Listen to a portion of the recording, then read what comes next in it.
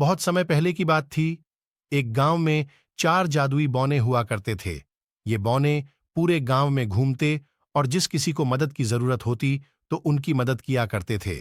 एक दिन ये चारों बौने रोज की तरह गांव में घूम रहे थे कि अचानक इनको किसी बच्ची के रोने की आवाज आई।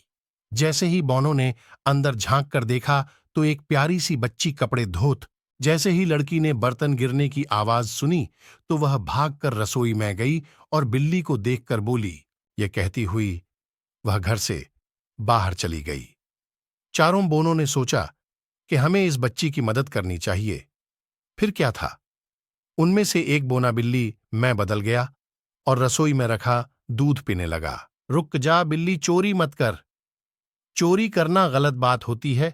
मैं तुझे अलग से दूध दे देती हूं।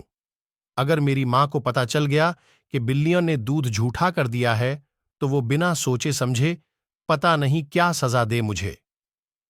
यह सुनकर वह बिल्ली बोली, मेरा नाम शाइनी है। यह मेरी असली मां नहीं है। यह मेरी सौतेली मां है। मेरे पापा काम से अक्सर बाहर रहते हैं।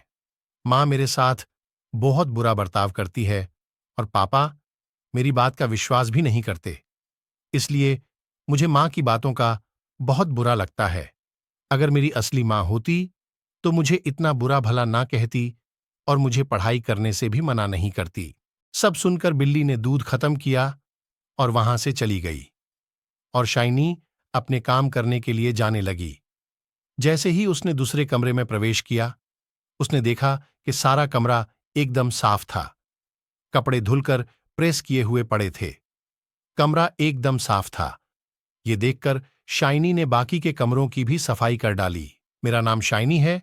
यह मेरी असली मां नहीं है। यह मेरी सौतेली मां है। मेरे पापा काम से अक्सर बाहर रहते हैं।